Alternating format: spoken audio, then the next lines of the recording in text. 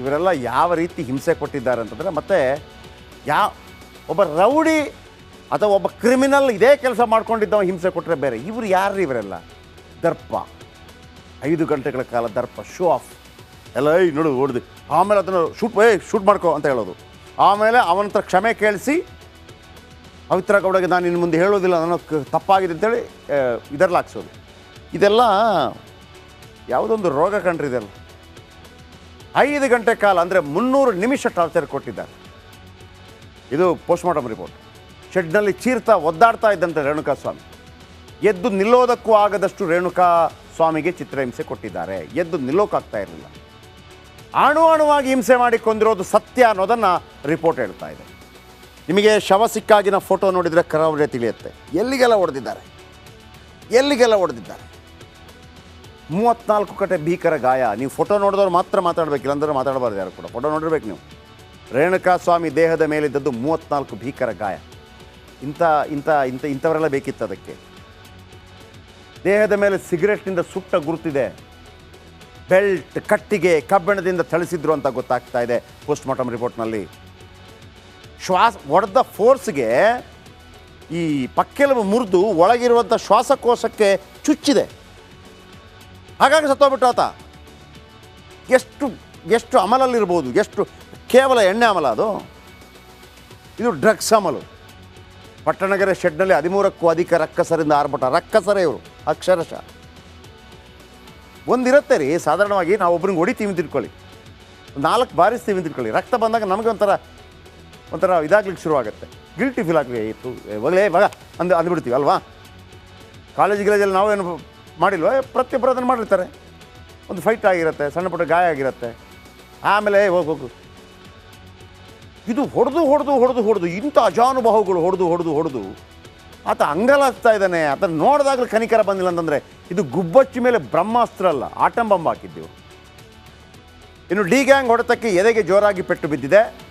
ಆಮೇಲೆ ಬೆನ್ನಿನ ಮೇಲಂತೂ ಬಾಸುಂಡೆಗಳ ಸಾಕ್ಷಿಗಳೇ ಎದ್ದು ಕಾಣ್ತಾ ಇದೆ ಪೋಸ್ಟ್ಮಾರ್ಟಮ್ ರಿಪೋರ್ಟಲ್ಲಿ. ಒದೆತಕ್ಕೆ ಪಕ್ಕೆಲುಬು ಮುರಿದು ಶ್ವಾಸಕೋಶಕ್ಕೆ ಚುಚ್ಚಿದೆ.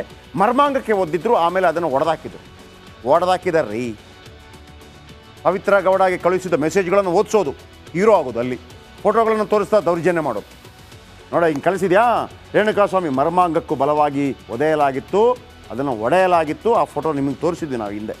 ರೇಣುಕಾ ಮರ್ಮಾಂಗಕ್ಕೆ ಎಲೆಕ್ಟ್ರಿಕ್ ಶಾಕ್ ಕೊಡಲಾಗಿದೆ. ರಕ್ಕಸರಿಂದ ಒದ್ದ ರಭಸಕ್ಕೆ ರೇಣುಕಾಸ್ವಾಮಿ ವೃಷಣ ಛಿದ್ರವಾಗಿತ್ತು. ರೇಣುಕಾಸ್ವಾಮಿ ಮರ್ಮಾಂಗ ಭಾಗದಲ್ಲಿ ರಕ್ತ ಹೆಪ್ಪುಗಟ್ಟಿತ್ತು, ರಕ್ತ ಬರ್ತಾ ಇತ್ತು ಸರ್. ಅದರಿಂದ ತಲೆ ಚಿಪ್ಪಿಗೂ ತೀವ್ರ ಗಾಯವಾಗಿತ್ತು. ಬಹುದೊಡ್ಡ ಆಯುಧ ಬಳಸಿ ತಲೆ ಮೇಲೂ ದಾಳಿ ಮಾಡಿದರು ರಕ್ಕಸರು. ತಲೆ ಬುರುಡೆ ಚಿಪ್ಪಿಗೂ ತೀವ್ರವಾಗಿ ಗಾಯವಾಗಿತ್ತು. ಪೋಸ್ಟ್ಮಾರ್ಟಮ್ ರಿಪೋರ್ಟ್ ಹೇಳುತ್ತೆ. ಪದೇ ಮರದ ರಿಪೀಸ್ಗಳಿಂದ ಹೊಡೆದಿದ್ರಂತೆ. ನರಳುತ್ತಿದ್ದಾಗಲೇ ಇಡೀ ದೇಹವನ್ನೇ ಎಸೆದಿದ್ರು. ಅನಾಮತ್ತಾಗಿ ಎತ್ತಿಕೊಂಡು ಗೋಡೆಗೆ ಎಸೆದಿದ್ರು ಗ್ಯಾಂಗ್. ಕಿವಿಯೊಂದನ್ನು ಕೊಯ್ದಿದ್ರು ಅನ್ನುವಂಥ ಡೌಟ್ ಇದೆ. ಕಿವಿ ಒಂದಿರಲಿಲ್ಲ. ರೇಣುಕಾಸ್ವಾಮಿಯ ಒಂದು ಕಿವಿ ಕಟ್ಟಾಗಿದೆ. ಕಿವಿ ಜೀವಂತವಾಗಿ ಇದ್ದಾಗಲೇ ಕಟ್ಟಾಗಿದ್ದೋ ಅಥವಾ ರೇಣುಕಾಸ್ವಾಮಿ ಸತ್ತ ಮೇಲೆ ಕಟ್ಟಾಗಿದೆಯೋ ಗೊತ್ತಿಲ್ಲ. ಮೃತದೇಹ ಸಿಕ್ಕಲ್ಲಿ ಕಿವಿಯ ಅವಶೇಷ ಸಿಕ್ಕಿಲ್ಲ.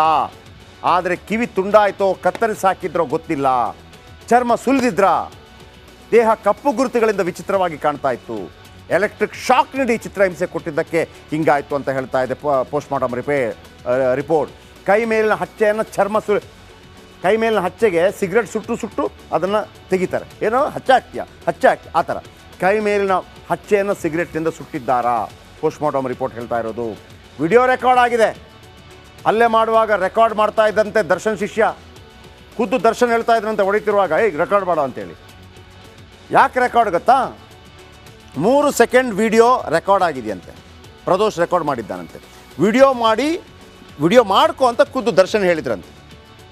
ಆಮೇಲೆ ಅದನ್ನು ಅವ್ರ ಮುಂದೆ, ಅಂದರೆ ನಾನು ಮಾಡಬಾರ್ದಿತ್ತು ಅಂತ ಅವನು ಕ್ಷಮೆ ಕೇಳೋದು. ಅದನ್ನು ಸಾಮಾಜಿಕ ಜಾಲತಾಣದಲ್ಲಿ ಹಾಕ್ಬಿಟ್ಟು ನೋಡಿದ್ರೆ ಕ್ಷಮೆ ಕೇಳಿದ್ದಾನಂತ ಇವರು ಜನರಲ್ಲಿ ಭೀತಿ ಮೂಡಿಸೋದು. ಇದೇನು ಗೊತ್ತಾ, ಮೊದಲೆಲ್ಲ ರೌಡಿಗಳು ಮಾಡ್ತಾ ಇದ್ರಲ್ಲ, ಅದನ್ನು ಫ್ಯಾನ್ಸ್ ಹೆಸರಲ್ಲಿ ಇವರು ಮಾಡ್ತಿರೋದು. ಅದಕ್ಕೆ ಸಪೋರ್ಟ್ ಯಾಕೆ ಕೊಡಬೇಕಾಗಿತ್ತು ದರ್ಶನ್? ಇವತ್ತು ಮನೆ ಊಟ ಬೇಕು ಅನ್ನೋದ್ರ ಬಗ್ಗೆ ಚರ್ಚೆಗಳಾಯಿತು. ದರ್ಶನ್ ಪರ ವಕೀಲರು ಮತ್ತು ಪೊಲೀಸ್ ಪರ ವಕೀಲರು ಯಾವ ರೀತಿ ಚರ್ಚೆ ಮಾಡಿದ್ರು ಕೇಳಿ.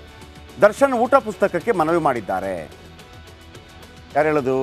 ಇದು ದರ್ಶನ್ ಪರ ವಕೀಲರು ಹೇಳೋದು. ದರ್ಶನ್ಗೆ ಜೈಲು ಊಟ ಜೀರ್ಣ ಆಗ್ತಾ ಇದೆ, ಹಾಸಿಗೆ ಬೇಕು ಅಂತ ನಟ ದರ್ಶನ್ ಹೇಳಿದ್ದಾರೆ, ಕೊಡಿಸ್ಕೊಡಿ. ಆರೋಪಿ ಜೈಲಲ್ಲಿದ್ದಾಗ ಮನೆ ಊಟ ಪಡೆಯಬಹುದು ಅಂತೇಳಿ ಕಾನೂನು ಇದೆ. ಕಾನೂನು ನಿಜವಾಗ್ಲೂ ಇದೆ. ಇದು ಪ್ರತಿಯೊಬ್ಬ ವಿಚಾರಣಾಧೀನ ಕೈದಿಯ ಹಕ್ಕು. ಬಟ್ಟೆ, ಚಪ್ಪಲಿ, ಹಾಸಿಗೆ, ಊಟ ಪಡೆಯಬಹುದು. ಮರಣದಂಡನೆ ಪಡೆದ ಆರೋಪಿಗೂ ಅವಕಾಶ ಇದೆ. ಮರಣದಂಡನೆ ಹೊಂದಿದ ಆರೋಪಿಗೂ ಕೆಲ ಅವಕಾಶ ಇದೆ. ಕುಖ್ಯಾತ ಪಾತಕಿ ಚಾಲ್ ಶೋಭರಾಜ್ಗೂ ಸೌಲಭ್ಯಗಳಿದ್ವು. ಕುಖ್ಯಾತ ಪಾತಕಿ ಚಾಲ್ ಶೋಭರಾಜ್ ಕೇಳಿರ್ಬೋದಲ್ಲ, ನೀವು ಕೇಳಿದಿರಿ. ಆತನಿಗಿತ್ತು. ದರ್ಶನ್ ಸಿನಿಮಾ ನಟ, ಹೀಗಾಗಿ ಹೆಚ್ಚು ಪ್ರಚಾರ ಸಿಗ್ತಾ ಇದೆ. ಅದೇ ಕಾರಣಕ್ಕೆ ಜೈಲು ಅಧಿಕಾರಿಗಳು ಮನೆ ಊಟ ಕೊಡ್ತಾ ಇಲ್ಲ ಅಂಥೇಳಿ ಆರೋಪವನ್ನು ಮಾಡ್ತಾರೆ. ಯಾರು? ದರ್ಶನ್ ಪರ ವಕೀಲರು. ನೋಡಿ, ಇದು ಕೊಟ್ಬಿಡಿ ಸರ್, ಅವರಿಗೆ ಮನೆ ಊಟ ತಗೊಳ್ಳೋದಕ್ಕೆ ನಮಗೆ ಅವಕಾಶ ಇದೆ, ಮತ್ತೊಂದಿದೆ, ಮಗದೊಂದಿದೆ ಅಂತ. ಆದರೆ ಒಂದು ನೆನಪಿಟ್ಕೊಳ್ಳಿ ವೀಕ್ಷಕರೇ, ಒಬ್ಬ ಮನುಷ್ಯ ಹೊರಗಿದ್ದಾಗ ಅವನಿಗೆ ಸಂವಿಧಾನ ಕೊಡುವಂಥ ಹಕ್ಕು, ಅವನ ಕರ್ತವ್ಯ. ಜೈಲಿನ ಒಳಗೆ ಹೋದಾಗ, ಆತ ಕೊಲೆ ಮಾಡಿ ಹೋದರೆ, ಆರೋಪಿಯಾಗಿ ಹೋದಾಗ ಅದೆಲ್ಲವೂ ಇರೋದಿಲ್ಲ ಅಂತ. ಎಲ್ಲವೂ ಅಂತಲ್ಲ, ಕೆಲವು ಇರೋದಿಲ್ಲ. ಯಾವ್ದು ನನ್ನ ಹಕ್ಕ್ರಿ, ಅದಕ್ಕೆ ನೀನು ಯಾವುದೇ ಕಾನೂನು ಕಬಂಧ ಬಾಹುಗಳಿಂದ ಹೊರಗಿರಬೇಕು. ನನ್ನ ಹಕ್ಕದು, ನನ್ನ ಕರ್ತವ್ಯ ಅದು ಅಂತ ನಾವು ಹೇಳ್ತೀವಲ್ವ, ಅದು ಪಾಲಿಸಬೇಕು ಅಂತಂದರೆ ಕಾನೂನಿನ ವ್ಯಾಪ್ತಿಯಲ್ಲಿ ಬಂದಿಯಾಗಿರಬಾರ್ದು. ಅದು ಪ್ರಾಬ್ಲಮ್ ಆಗಿರೋದು. ಹಾಗಿದ್ರೆ ಪೊಲೀಸರು ಏನು ವಾದ ಮಾಡಿದರು? ಜೈಲು ಮೆಡಿಕಲ್ ಆಫೀಸರ್ ಒಂದು ವರದಿ ನೀಡಿದ್ದಾರೆ. ಜೈಲಿನ ಮೆಡಿಕಲ್ ಆಫೀಸರ್ ಒಂದು ವರದಿ ನೀಡಿದ್ದಾರೆ. ದರ್ಶನ್ಗೆ 3 ತಿಂಗಳ ಹಿಂದೆ ಸರ್ಜರಿ ಆಗಿದೆ. ಇದು ಪೊಲೀಸರು ಹೇಳ್ತಿರೋದು, ದರ್ಶನ್ ಪರ ವಕೀಲರಲ್ಲ. ದರ್ಶನ್ ಫುಡ್ ಪಾಯ್ಸನ್ ಆಗಿದೆ ಅಂತ ಹೇಳ್ತಾ ಇದ್ದಾರೆ. ಫುಡ್ ಪಾಯ್ಸನ್ ಆದರೆ ಒಂದು ಬಾರಿ ಕೂಡ ಭೇದಿ ಆಗಿದೆ ಅಂತ ಚಿಕಿತ್ಸೆ ಕೊಟ್ಟಿಲ್ಲ ಅವರಿಗೆ. ಫುಡ್ ಪಾಯ್ಸನ್ ಅಂತ ಹೇಳ್ತಾರೆ, ಏನು ವಾಂತಿ ಭೇದಿ ಅಂತಾರೆ. ಚಿಕಿತ್ಸೆ ಕೊಡಬೇಕಲ್ಲ, ಯಾವತ್ತೂ ಬಂದಿಲ್ಲ ಅವರು. ಅದನ್ನು ಹೇಳಿದ್ದಾರೆ ಜೈಲ್ ಮೆಡಿಕಲ್ ಆಫೀಸರ್, ಯಾವತ್ತೂ ಬಂದಿಲ್ಲ. ನ್ಯಾಯಾಂಗ ಬಂಧನಕ್ಕೆ ಕಳಿಸಿದಾಗ ವೈದ್ಯಕೀಯ ಪರೀಕ್ಷೆ ಮಾಡಲಾಗಿತ್ತು. 22ನೇ ತಾರೀಕು ಪರೀಕ್ಷೆ ಮಾಡಿದ್ದೀವಿ. ಇತ್ತೀಚೆಗೆ ವೈರಲ್ ಫೀವರ್ ಆಗಿದೆ ನಟ ದರ್ಶನ್ ಅವರಿಗೆ. ಅದಕ್ಕೆ ಟ್ರೀಟ್ಮೆಂಟ್ ಕೊಟ್ಟಿದ್ದಾರೆ. ಯಾರು? Medical officer. ಇದು ಪೊಲೀಸರು ಹೇಳೋದು ಕೋರ್ಟ್ಗೆ. ಹುಷಾರಿಲ್ಲದಿದ್ದರೆ ಜೈಲಿನ ವಿಶೇಷ ಊಟ ಕೊಡ್ಬೋದು. ಒಂದು ವೇಳೆ ಯಾರಿಗಾದರೂ ಹುಷಾರಿಲ್ಲ ಅಂತಂದರೆ ನಾವು ಸ್ವಲ್ಪ ಸ್ಪೆಷಲ್ ಊಟ ಕೊಡ್ತೀವಿ. ಆದರೆ ಮನೆ ಊಟವನ್ನೇ ಕೊಡಬೇಕು ಅಂತ ಏನಿಲ್ಲ. ಹುಷಾರಿಲ್ಲ ಅಂತಂದರೆ ಮಹಾಸ್ವಾಮಿಗಳೇ ದಿನ ಬಿರಿಯಾನಿ ಚಿಕನ್ ಕೇಳಿದರೆ ಕೊಡೋಕ್ಕಾಗಲ್ಲ. ಇಲ್ಲಿ 5,000 ಜನ ಇದ್ದಾರೆ ಕೈದಿಗಳು. ಇದೇನಾದರೂ ಗೊತ್ತಾಗ್ಬಿಟ್ರೆ ಎಲ್ಲರೂ ಕೇಳೋಕ್ಕೆ ಶುರು ಮಾಡ್ತಾರೆ, ನಮ್ಮಿಂದ ಆಗಲ್ಲ, ದಾಸೋಹ ಮಾಡಬೇಕಾಗತ್ತೆ. ವೈರಲ್ ಫೀವರ್ ಇದೆಯಾ, ಬಿಸಿ ನೀರು ಕೊಡ್ತೀವಿ ಬೇಕಿದ್ರೆ. ಹೊಟ್ಟೆ ಕೆಟ್ಟಿದ್ರೆ ಏನು ಮಾಡೋದು? ಹೊಟ್ಟೆ ಕೆಟ್ಟಿದೆಯಾ, ಸ್ವಲ್ಪ ಉಪ್ಪು ಖಾರ ಕಡಿಮೆ ಮಾಡೋಣ, ಸಾತ್ವಿಕ ಆಹಾರ ಕೊಡೋಣ. ಈಗ ನಾವು ಹೇಳ್ತೀವಲ್ವ, ಸರಿ ಹೊಟ್ಟೆ ಸರಿ ಸ್ವಲ್ಪ ಗಂಜಿ ಗಿಂಜಿ ಹಾಕ್ರಪ್ಪ, ಅಥವಾ ಏನೋ ಒಂದು ಮೊಸರನ್ನ ಮಾತ್ರ ಸಾಕು ಅಂತೀವಿ. ಅದೇ ಥರ ನಿಮಗೆ ಜೈಲಲ್ಲೂ ಕೂಡ ಎಲ್ಲ ಸೌಲಭ್ಯ ಬೇಕು ಅಂದರೆ ಹೇಗೆ? ಜೈಲಿಗೆ ಬಂದವರು ಯಾರು? ಆರೋಪಿಗಳಾಗಿ ಬಂದಿರುವಂಥವ್ರು. ನೀವು ಸಾಮಾನ್ಯ ಮನುಷ್ಯರಾಗಿದ್ದರೆ ಹೊರಗಡೆ ಇದ್ದು ಕೇಳಿದರೆ ನಿಮ್ಮನ್ನು ಯಾವುದೋ ಕಾರಣಕ್ಕಾಗಿ ನಿಮ್ಗೆ ಕೊಡ್ಬೋದಾಗಿತ್ತು. ಬಟ್ ನೀವು ಕೊಲೆ ಆರೋಪಿ, ಕೊಡೋಕ್ಕಾಗಲ್ಲ ಅಂತ ಹೇಳ್ತಾರೆ.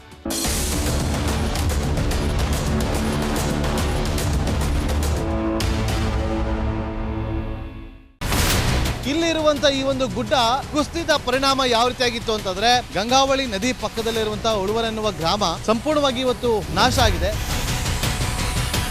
ಮನೆ ಮಠ ಏನಿಲ್ಲ, ಎಲ್ಲ ಹೋಗ್ಬಿಟ್ಟಿದೆ.